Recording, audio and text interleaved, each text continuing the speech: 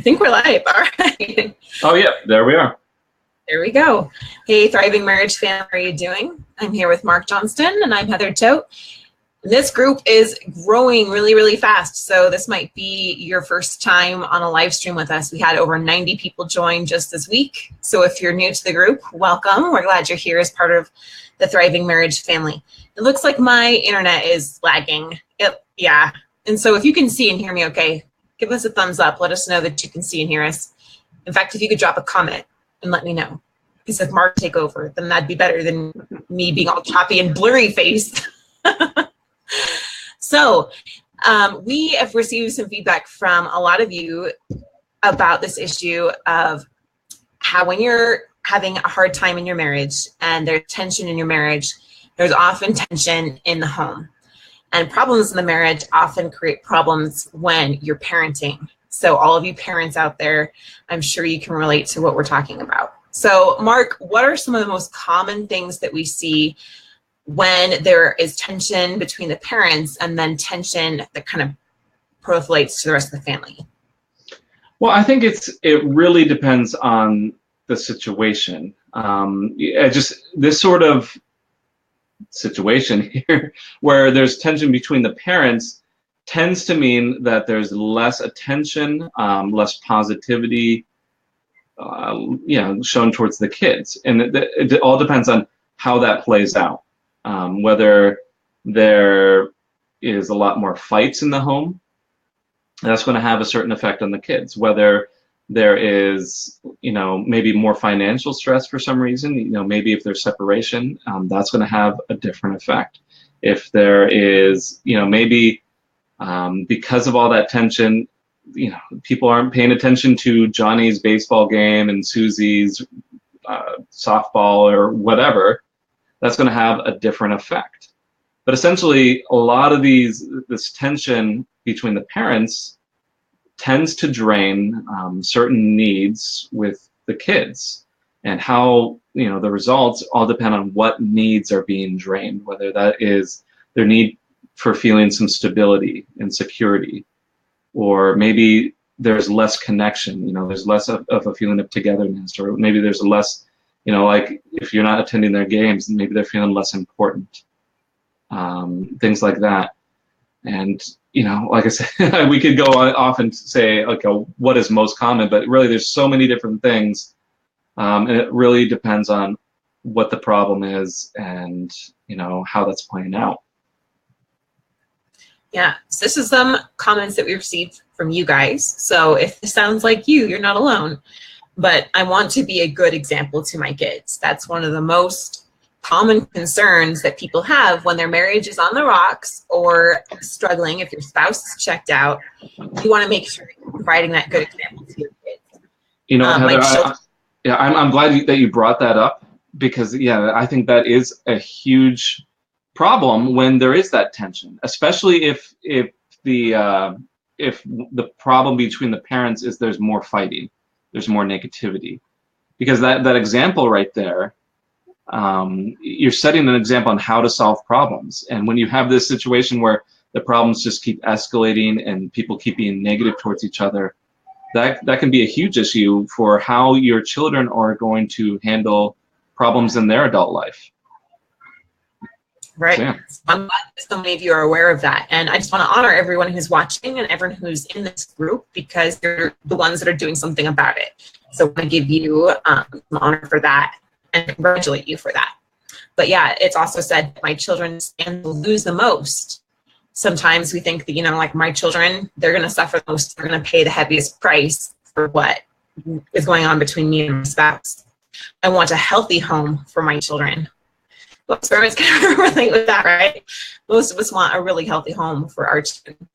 I know this is affecting them. I want my children to have good relationships when they grow up. So we know that often they model what they learn from us. And we know that if we're not modeling the very best behaviors, then they could then grow up and model that. And so being aware of that and to make some course correction and some changes now is a really good thing. So we know how hard this is. It can be very overwhelming when you have problems in your relationship, in your marriage, and then problems with your kids. Yeah. So Mark and I are going to go into, we're calling them the 4 big eyes. Okay, stay with us on this. 4 big eyes that you want to avoid. All right. And what happens is that when we are trying to work on some of these in our families and with our children, we might have the very best intentions, but the truth is most people go about it in the absolute wrong way. And the reality is that there's a few simple things you can do to solve problems correctly. And so Mark and I would like to share with you what not to do, and then conversely what to do. So one of the biggest mistakes that we see, the first of the 4 eyes, is called ignoring. Okay, so we just talked about that a lot of you are really aware of what's going on, but you or your spouse or both might be kind of ignoring some of the issues that are going on. So Mark, how does this even happen? Like, how do parents ignore their children? I know it sounds a little bit harsh, but they might not be aware of what's going on. So how does that happen? So I tend to see this with the parent that is pulling away from the marriage. So they're saying that, okay, I'm exiting the marriage, and because of this, and this, and I'm leaving because I want these things, and these things are going to be good over here.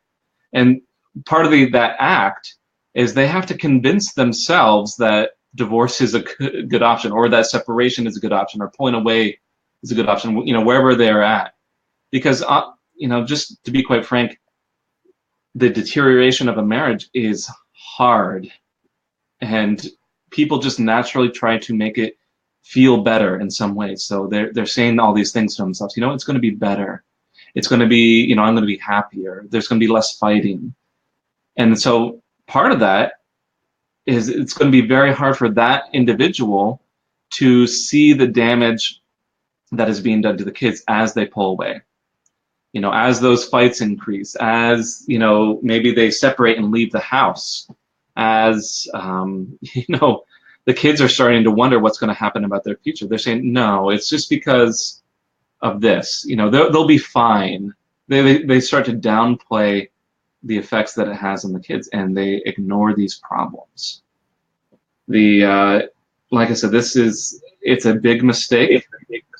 And I see the frustration from the parent that does want to work on the marriage, because they're saying, look, here's my husband or wife, and they're pulling away, and it's having, I can see the hurt in my kids, and my spouse doesn't want to hear it. What can you do about that? Either when all these problems are getting ignored here, it's absolutely huge. I'm sorry. I'm lost as far as where we want to go. Are we talking about solutions on this? I can go into solutions as well. Not quite yet. Not quite yet. Okay. I have to check in with Heather here. She's the one that plans all these things, and she's great for keeping me organized. Yeah. So that's one instance of ignoring, is the person that stepped out, and some of you have even admitted that might be you, that you are the one that's kind of pulling away. So also recognize that you might be pulling away from the kids too. And that might be an element of kind of ignoring what some of their needs are, or not seeing the issues for what they are. There's a couple other things. So check in with yourself. And I can't see any reactions or comments. Well, I can see comment. If you can leave a comment, if you have a question or a comment, go ahead and do that. But this BeLive is like updating its stuff with Facebook all the time. So that's just what it's doing. So check in with yourself if this sounds like you. If you hear yourself thinking or saying things like this, like, my kids, they don't really know what's going on. We do a really good job of keeping it between my spouse and I. We don't fight in front of the kids. They don't really know what's going on. Let's debunk that one first, Mark. Yeah. So this might be an element of ignoring what's actually going on for the kids, right? Yeah, that's going to be generally not true. I mean, you might be able to play things really well, but let's even pretend that you're not having the fights in front of the kids. Let's pretend that you're not, you're taking the screaming matches elsewhere. You're not having the negativity. All that negativity, all the fights, all the screaming that's done behind closed doors, it bleeds through into other areas. So, there's just going to be a ton of tension if those things are going on, even away from the kids. And the kids are going to feel that. Even the young ones. Even, let's say that even all this is kind of normal, that they're kind of used to a little bit of coldness between you and your spouse. Even if they're used to that, that's still not an ideal situation for them. And there's going to be, that concern there. Is this the best example for how my kids should conduct their own relationships? So it doesn't matter if you have the best face on when you're around the kids. You're not going to be able to hide those emotions consistently. You're not going to be able to hide it for very long.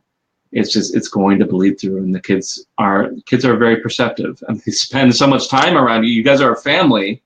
They know you, and they'll be able to tell that something is off, especially if those problems are escalating quickly. Right. So be aware if you kind of hear yourself saying that or thinking that. Another one Mark kind of mentioned is they're too young to understand, and they might be too young to understand everything, but they definitely are not too young to pick up on that tension that is going on in the home and have some reaction and some issues themselves with that. Here is another one. This is just a phase. They'll outgrow it. So Mark, let's talk about this. Is it really just a phase? If you hear yourself saying, oh, my kids are just going through a phase, they're going to outgrow this. Is that really what's going on? Or are they being more affected by what's happening in the relationship than they're letting on? Well, I think this is, once again, those excuses that to make things sound better. Here there's problems in the relationship, and then your kid starts having problems in school, or they start being more argumentative or something like that. And you say, okay, well, it's just a phase. It just happens to be going on at the same time. And that is just not the case. If you think about this, let's take this to an adult situation. If there are coworkers at work and, they're negative and argumentative, they're constantly questioning you, or questioning other people, even if it's not, the negativity isn't directed towards you, it's just kind of feels off, and it gives you have this kind of, once again, you have this tension, this negative feeling around, and it's bound to affect you, especially as a younger person, when you are not as self-aware and you cannot as well self-moderate your own behavior. So the problems at school, the argumentativeness, the talking back, the worry, the anxiety that your kids are seeing, the trouble sleeping, if there is problems in the marriage, I can guarantee you that many of these problems would decrease, by fixing the marriage problems as well. Right. And then here's another one. They're strong enough to get through it, and or it's better for the kids if we separate, divorce. So my kids are strong enough. They're going to get through this. Maybe it's just better for the kids if we separate or divorce. Well, as far as kids being strong enough, sure. There are strong kids. They can get through it, but people are going to survive anything. But what kind of effect is it going to have? Yeah, the kids are going to survive a divorce. They might even be successful. Adults, there's good chances, but I don't, personally, I don't like to gamble with the success of my children. The odds are it's much more likely for there to be problems in the future. With the example that's been set, with the added stress, vast majority of people do not address these concerns with the kids. And so there ends up being something. It comes out in some way, either now, and if it doesn't come out now, it has an effect later on. I'm sorry, they're strong enough, and what was the second one? It's better if we separate or divorce. Better for the kids if we separate or divorce. That one is going to be conditional. That's one that I will very, very seldomly agree with, but on occasion it is good. But the only times where I'd say it's better is if there is some very serious things going on, abuse, you know, drug addiction, alcoholism, that's not going to change. You know, these are serious issues that, you know, are going to destroy a family if there isn't a drastic change. Things like arguments and not being in love together, and even frequent fighting, those are things that can be solved, and there should be an attempt to solve them before you say, you know what, maybe it's just better that we separate for the good of the kids. It's just that you know, if the outcomes are going to be much better if the kids are able to stay in the same home with both parents, are able to have that support. You know, as much as I like to say, you know, to give some empowerment to those single moms out there, even on occasion those single dads, it's just not the best circumstances, and it's not going to be better. Exactly, because you're not addressing that root issue. You know, yep. You don't actually know what's going on, and it's not going to get solved for you, your spouse, or your kids. Those things are going to continue on and create generally a bigger and bigger rift. Okay, so the first step of our strategy of managing these problems when you have problems in the marriage and problems with your kids is to become aware of what they're actually going through, right? So, Mark, we have 3 different awareness actions that people can take to help them understand what their children are actually going through and figure out what the problems are. Because if we don't know what the problems are, we can't fix them, correct? So, do you remember what the first one is? Because I'm going to scroll down. I've got mom brain still. Okay. Do you remember what the first one is? I got it now. Okay. We're super on our game today. Yeah, all right. So we have obviously awareness act, and we put a lot of thought into this. No, we really did. So the first one is to ask your children, to ask them directly, have a good conversation. So Mark, how would be a really good way that we could talk to our children and ask them and have them actually give us an answer so that we can find out what's going on?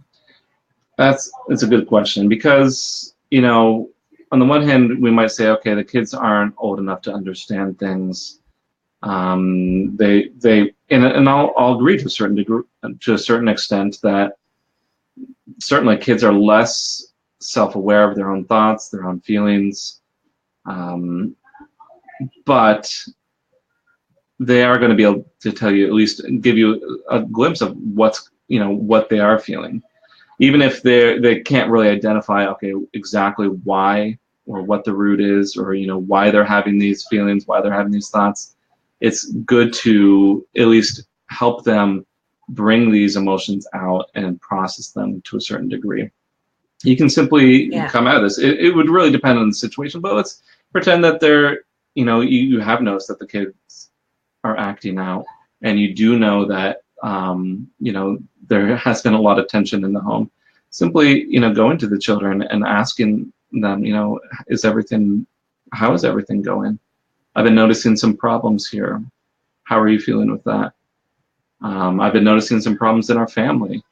I think that you've been noticing that too. How are you doing with that? Essentially, we're trying to help them feel understood and trying to help them share their emotions. It's going to really help process things, but it's going to give you some good clues on where to go next as well. Right, and help them feel safe in sharing with you when they're ready, or when they find the words to share with you, that they know that they can do that. Yeah. Another thing that Mark. Hold on, I want to interrupt you. Right, I just want to go off of that right there. Just one more point. You're right, Heather. There, that even if they don't necessarily answer right away, or they don't answer the first time, what Heather said right there is making it safe for them to share in the future. You know, being curious and being open and being safe, creating this environment to share is what's going to be important. Yes.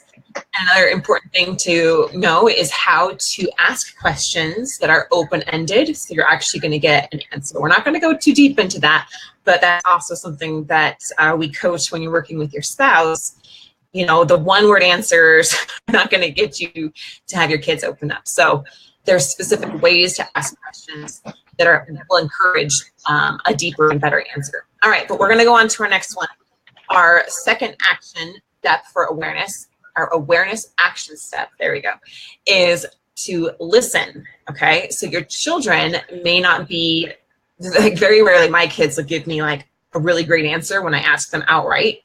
But if I use my intuition and kind of start to pay attention to how are they talking to their friends, you know, how are they talking about other families, how are they talking about the things that they care about, right? And you start to pick up some things that you can notice that they're having some stress or some worry about things. They might be talking about another family that their mom and dad separated, and you know, that might be a great opportunity to be aware and listen to what they're actually saying. So Mark, any suggestions on this? How can we listen and become more intuitive to what our children may not be outrightly saying to us? So yeah, if this is a big concern, if you're in the stage where you're trying to really check in on your child, you know, the major areas you should be looking in at as, you know, their interactions with their friends, you know, how school's going, interactions with family at home. You know, the major areas of their life, they're, you know, if they're involved in extracurricular activities, you should be looking in there. But I mean, you know your child, and you're going to know if something is a little bit off. If, like, you know, so you can check in with their coach. You can check in with their teachers. These are people that are around your children a lot as well and are going to be a little bit perceptive. Yeah, Susie's been a little bit down. She hasn't been doing her work quite as quickly as lately. Or yes, you know, your other child here is hasn't really been participating quite as enthusiastically, you know, in sports of some sort. And you know, just checking in on those major areas is going to give you some big clues on as to what, you know, whether there is some struggles going on there. Absolutely. And we just had a mom make a comment here that she took her youngest to a pediatrician. She's 3 years old. And so even being aware of their health, you know, this 3-year-old is actually pulling her hair out, and it's due to the stress is what they're coming to understand, the stress between her and her husband. So even their health and their behavior, their sleep, all of those things are all related there. Now that brings us to our third awareness action, which is to collaborate. So even when there are problems in your marriage, you and your spouse most likely have the same goal of having the kids be healthy and okay. So collaboration means working with your spouse and asking them what they may have noticed as well. So Mark mentioned talking to teachers and coaches and other people, but even asking your spouse, because your spouse might be picking up on things that you haven't been quite as aware of. Yes. So I know this can be somewhat difficult when tension is high between you and your spouse. So the suggestions that I usually give when you're going on when you're needing to talk about something important like this is you focus as much as you can on that shared goal. And as much as you can, you try to have that patience and understanding for what they're saying, trying to listen and ask questions. The thing about people is it's really hard to argue or to be argumentative when someone is working towards exactly what you want. So if you can keep that shared goal in mind, you know, the kids' well-being, the kids' health, the kids' security, kids' happiness, you're much more likely to hit some, you know, be able to be met with a lot less resistance there. But as soon as you bring in other factors like, well, you know, they wouldn't have this problem if you didn't do this. You've now brought in the relationship between you and them, and you're gonna be met with that resistance much more than if you just focus in on the shared goal. Awesome. That's really good. If you didn't catch that, go back and listen to that again. And if you need more help with that specifically, you know, you and your spouse might have very different parenting views. A couple does. If you need help with that, then go ahead and let Mark and I know, and we're happy to give you some guidance and advice on that, because it's challenging when you have one way that you want to do it and your spouse is a completely opposite way. But you need to remember you have the same shared goal. So let that be the starting point, and the specifics on how to come together, we can help you out more with that. Now we have time for just a few quick questions. The first one here was, how would pets in the home affect an infant? So Mark, do you have any suggestions about that one? I'm sorry, what was the... How could the tension affect an infant? Mm-hmm. That is a good question, because you would assume, okay, the infant isn't aware, but the thing is, how, if there's a lot of tension, if there's a lot of fighting, how present, how emotionally caring and loving are you going to be able to be? So it's more going to be how it affects you and how you present yourself to the situation of having an infant. I mean, we do know that when even basic emotional needs aren't met with very small children, it has a very strong and long-lasting effect. This was, seen way back when, especially, when orphanages were a little bit more common. Those kids that had their basic needs met but weren't given all that attention and care and love, it had profound effects on their, physical development, their emotional development, their mental development. And so, especially if things are really tense, if there's really big problems, it's going to affect your ability to meet the child's emotional needs, and it might have an impact on their development in some way, shape, or form. Right. Okay, another question here. I often make my husband feel like second best to the kids and often put him on the back burner. Can I juggle both and be successful? Also, I often become mama bear when he gets after the kids. He feels like I can get after them, but if he does, then I defend them. So making husband feel like second best. Mm-hmm. So wanting to know how to juggle both. And then when he gets after them, she becomes mama bear and defend. So how could we address this situation, especially the juggling both?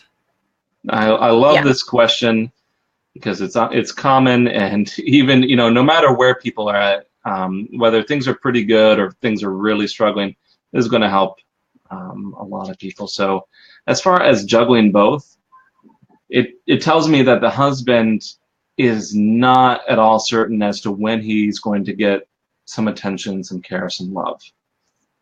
He feels second best. There's different expectations between the husband and wife as to what kind of attention is given. The very first solution that I would offer a situation like this is schedule out some attention. Meaning, if the husband, obviously to have a healthy, thriving marriage, you're going to need that time for connection. And the kids are going to be fine if you sit them in front of a movie once a week or more, and you schedule out that time. This is going to be the time where I spend with my husband, and we're going to just enjoy each other's company. This way, people know what to expect. There isn't going to be as much tension, or chaos or uncertainty. Is it going to happen tonight? Is my wife going to want to be with me? Is she just going to spend time with the kids? Because we know it's set up. Saturday night is our night. I can look forward to that. I'm going to be excited about that, and I know for certain it's going to happen. So this, have that discussion. How much is needed, and what are the expectations, and what can you do to kind of play with that to make sure that it does happen. But yeah, it might not seem quite as spontaneous or loving, but in many instances, scheduling out love can do some wonders, especially in these uncertain situations. As far as him feeling like she attacks him when he disciplines the kids, to a certain degree, there's also a problem with expectations. He's expecting to be able to do things one way, she's expecting it to happen a different way, and they're really, I would put a fair amount of money that they have not had this discussion on what their actual expectations are as far as discipline and how they like to handle things. Further, if it continues to be a problem even after that discussion, there needs to be further discussion on what are the, what's going on? Why does, there needs to be more understanding. Why does he want to discipline a certain way? Why does she feel so defensive? How can they move around those obstacles? But I mean, this is something that's something that is quite a bit more complicated. But I think the very first step would be setting expectations straight. Exactly. Getting to that root issue. We always talk about that. That root issue was the underlying, reasons here, was the underlying issue that's surfacing as this tension and surfacing as this kind of discord, between the husband and wife, when the kids are kind of getting caught in the middle there. Wonderful. All right. Well, thank you so much. And thank you for everyone who submitted questions. I hope that you I don't hope, go do this. Okay. I'm going to get coach in your face. No, take those 3 awareness actions and apply them. Ask your children, listen, and then collaborate so that you can become more aware of what your children are actually going through. And now you may be wondering, okay, Heather, now that I'm aware of what my children are going through, what do we do about it? How do we solve these problems? Okay, my 3-year-old's pulling out her hair, or my son's acting out in school, or my kids are constantly fighting and I know they're modeling behavior from us. Whatever the specific situation is for you, first we want to be aware of what's going on. Your kid may be suffering in silence. That's another big one. How do you know if they're suffering in silence? How do we solve these issues? So we are going to talk about that next week. Next week, we're going to talk a little bit more about that. So stay tuned for that. And we also have an incredible new course coming out addressing these exact issues, giving you the specific solution to moving forward, both in your marriage and with your kids. So stay tuned for that as well. It's going to be really awesome. Really excited about that. So thank you, Mark. And thanks everyone for joining us. Bye. Yeah, you guys have a great day. Thanks, Mark. See you, everyone.